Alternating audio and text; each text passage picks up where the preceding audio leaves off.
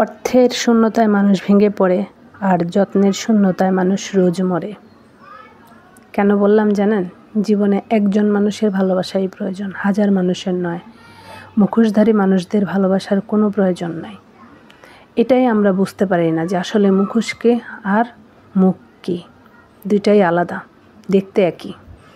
যাই হোক, আজকের ইফতারিতে চিকেন গ্রিল নিলাম, আর হচ্ছে এই নান রুটি, এরপরে হচ্ছে সাথে ওই যে চিকেন গ্রিলের মশলা, আর হচ্ছে আপনার এটা কি বলে শসা দিয়ে বোরহানি, এটা আজকে ইফতার করলাম। কিন্তু এত অল্প সময়ের ভিতরে ইফতারটা আনা হয়েছে যে শেষ সময়, যার কারণে এটা কোনো বাটিতে বা কোথাও রেখে আমরা পরিবেশন করে খাওয়া দাওয়ার সময়টা পাই নাই।